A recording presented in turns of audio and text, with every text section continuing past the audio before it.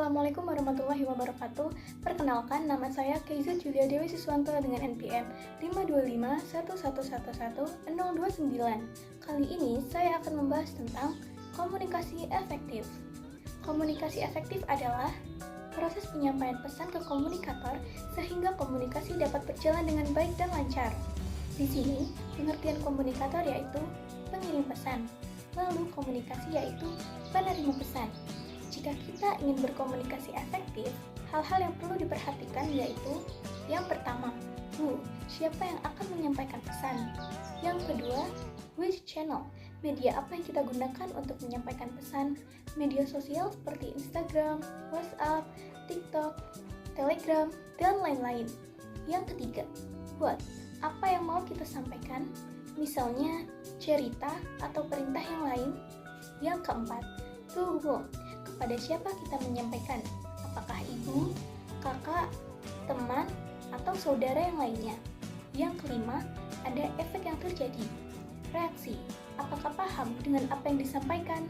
Reaksi di sini sebagai umpan balik atau feedback. Di sini kita akan membahas tentang komunikasi efektif. Kita ambil satu contoh. Yang pertama, who. Di sini seorang ibu sebagai sumber pesan. Yang kedua, which channel.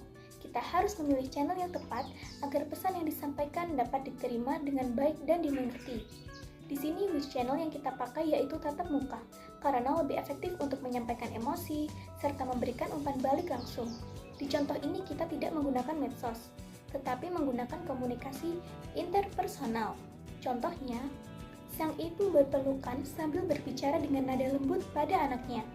Yang ketiga, what, pesan apa yang ingin kita sampaikan. Di sini, ibu sebagai sumber pesan menyampaikan bahwa ibu melihat kamu sudah berusaha keras belajar untuk ujian ini. Nilai bukan segalanya, yang penting kamu sudah melakukan yang terbaik. Ibu bangga padamu. Yang keempat, to whom, kepada siapa kita menyampaikan. Di sini, ibu menyampaikan pesan ke anaknya yang masih bersekolah dasar yang baru saja mendapatkan nilai ujian yang kurang memuaskan. Yang kelima, efek.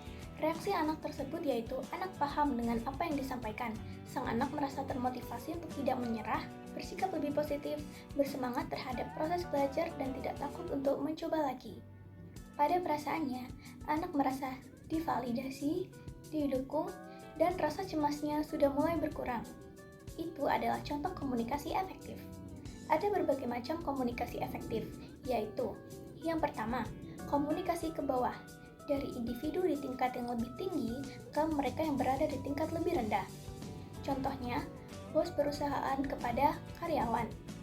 Kedua, komunikasi ke atas. Komunikasi berada pada tingkat yang lebih rendah dalam hierarki organisasi daripada penerima pesan.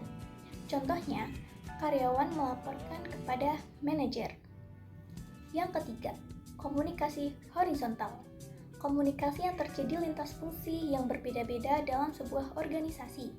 Contohnya adalah karyawan bagian produksi berbicara dengan karyawan bagian pemasaran. Keempat, yang terakhir yaitu komunikasi diagonal. Komunikasi yang terjadi lintas fungsi dan lintas tingkatan dalam sebuah organisasi. Contohnya, barista dengan manajer keuangan. Usahakan dalam komunikasi efektif, yaitu 1. Tidak berbelit atau panjang lebar. Kedua, harus jelas ke intinya.